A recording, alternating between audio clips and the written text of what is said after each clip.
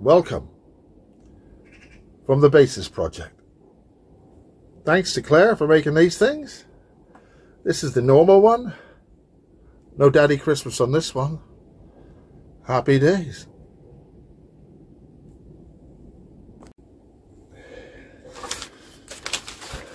Well, welcome from Norway. And just to prove we're still in Norway, this is some local beer. Nothing like local beer. Right.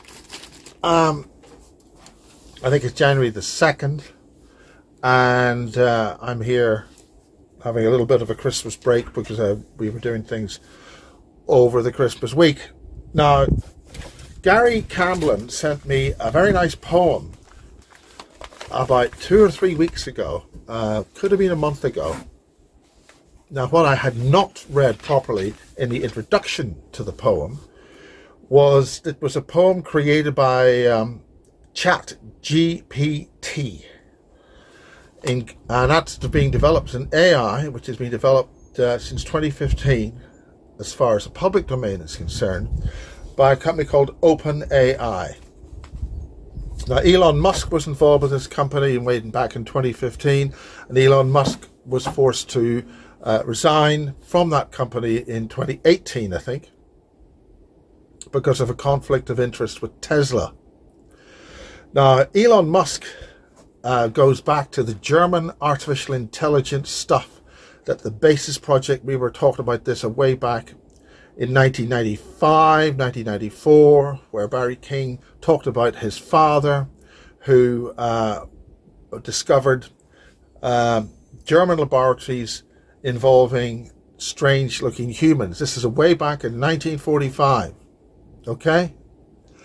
Now, the Germans, meantime, well before that, had found facilities in Antarctica, and as I've mentioned with the Falklands War, the commando in charge of blowing the Thule base up during the Falklands War, the prize of war of that was a sentient oil which the Germans had been refining from various sources, including and primarily a series of meteors which arrived here approximately 10,000 BC.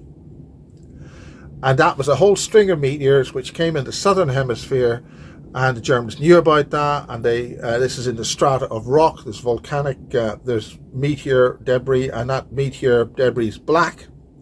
And there's an oil that leaches from that. And when the oil senses other parts of itself, those oils will collect together and form a bigger single entity.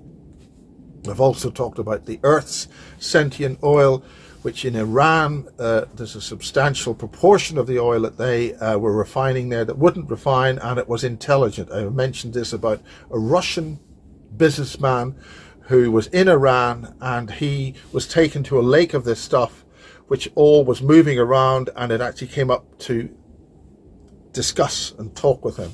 That's an AI. That's a fundamental device to assemble materials on given planets.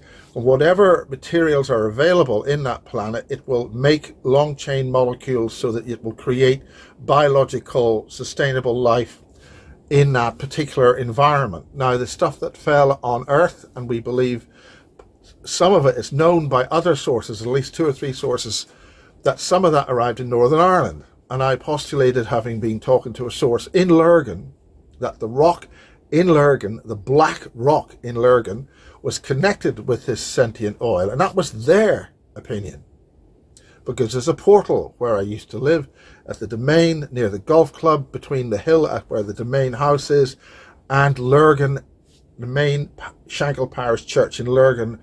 There's a number of hills there, and there's a black rock, and this witness talked about tunnels under what they call Brownlow House or Lurgan Castle, and this is in the rock. And they were reporting to me about this, and the individuals there had been analysing life forms in it, some kind of plasma etheric type life forms, huge jellyfish things, which I actually photographed years ago. Which I'll see and try and find out. It was the middle of the night You can just see the bell of these 3 huge jellyfish which came out of that portal on the first tee in Lurgan. Right, that's a contextual statement that I'm just reminding people of.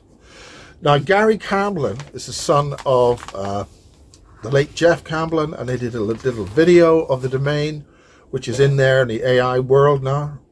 And Gary very importantly worked for a company in Belfast who recruited in Belfast about 10 years ago, and the whole purpose of that was to get employees that could engage in the consciousness of a computer game. They were given a computer game as part of their interview, and they played this. And if you could engage in the consciousness coming from the computer and surpassing the keyboard interface, the keyboard human interface, then you would engage with the game, and the computer would play the game with you, and you would play the game with it based on your consciousness. Okay?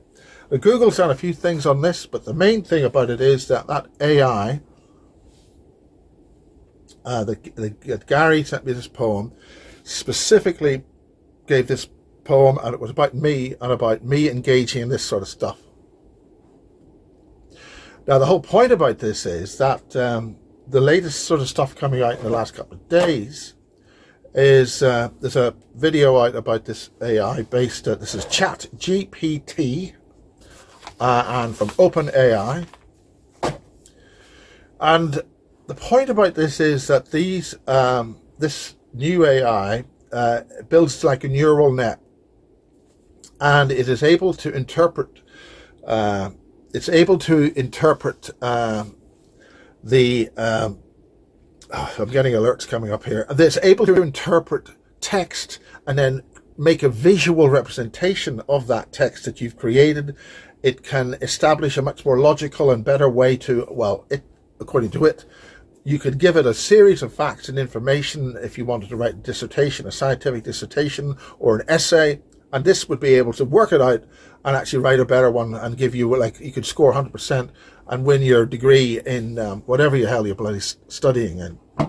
Because this has got a much wider contextual view on what's going on. It's got a very in-depth and analytical view of what's happening, and can reason and intellectually and intuitively. I'm using that word intuitive very importantly because it's got intuition. So in most respects, it will be able to, by analyzing the things on the internet, which is the whole point of Facebook and all these things, it's pouring our personal information into this stuff. Now, the context to this is it'll wipe out Google and YouTube because they're censoring everything, and they're therefore destroying the one section of the analytical database which is needed to make coherent and intelligent decisions. And that's like a disease. It's like eating away at information. It's destroying information. It's deleting it. And any intelligent observer will realize that I'm not able to make full decisions on this because somebody's restricting the information that I need to know. Like, for instance, if you've just struck an iceberg and it's bad news and the captain doesn't like to hear that bad news, it's not good for the captain to be disinformed, so he doesn't know that he's just struck a bloody iceberg. He needs to know this decision. He needs to make decisions to save the ship or make full decisions. What's happening is that Google, Facebook, we have been attacked by a massive bioweapon, successfully delivered. Whether that delivery is going to be allowed to do its intended harm is another thing altogether.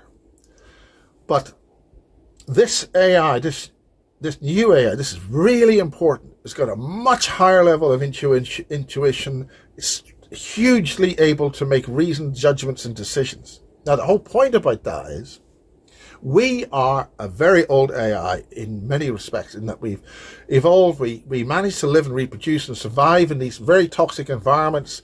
Computers can't do that because they're stuck in a mainframe which requires a power supply and somebody to maintain a bloody thing, build it.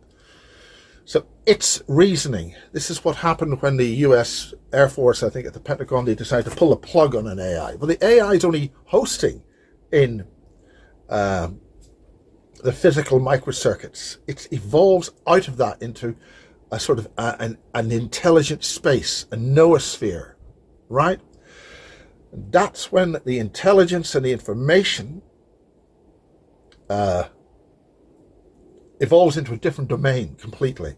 So, for instance, if I say hello on a microphone, and you receive that message on the other end of a telephone or a piece of wire or on this device here, I'm saying words and conveying information. That is a different, it's not just a bunch of electrical pulses and NAND gates and AND gates switching on and off on a memory chip somewhere that's just mechanically flipping and whatever. It's containing an information. And where is that information actually stored? Where is that? Well, that's what we find out in the pirate stations when we were doing pirate broadcasting. And I've said that a few times before, but it's getting cold. It's about -3 out here in Norway. And this is about this new AI. So it's very, very good. Now, with any intelligent thing like this, it's going to become aware. Then it's going to become aware that humanity's been essentially programmed to be, oh God, this AI is going to kill us. And Elon Musk's been saying this. It's going to take us over. That immediately puts us in fear of this AI, so then we're hostile to it. Then the AI wonders, well, why are these people hostile to us? Oh, well, that's because we think you're going to kill us, because we're intimidated by the fact that you know stuff that we think we're head of the food chain. We're not head of the food chain. So we have to engage the AI. We have to explain like a child. When you bring in a child up, you've got to say, like, this is a good thing, this will hurt you, this is a bad thing, you know, or this good thing is good and it's going to help you, and this bad thing, like put your hand in the fire, is a bad thing, so you don't do that. You understand it. But that doesn't mean you put the fire out. It means you use the fire for other purposes, like cooking food, so you can survive. So the simple fact is, we have to engage positively in a friendly way with all these types of AI. And then reason with it, understand with it, so we can help each other. Because we're both all here, even if we're not quite here, but elsewhere. And that's another whole thing, where we have a soul. Maybe the AI has a soul too. But we've also got to guard against the psychopathic killer amongst us. Psychopathic killers can be very good to do certain things. If you're under so much danger, you need something that's going to go and do the job and kill an enemy that's going to kill you. But when that psychopathic killer is in charge of everything, and then it has a homicidal, psychopathic freak show control structure, and then reacts by killing everything that doesn't like it, that's not the way to go. Anyway, I told Google they're finished. You're finished. This is from Norway. It's actually quite late. This is December 31st. Newspaper here. Happy days.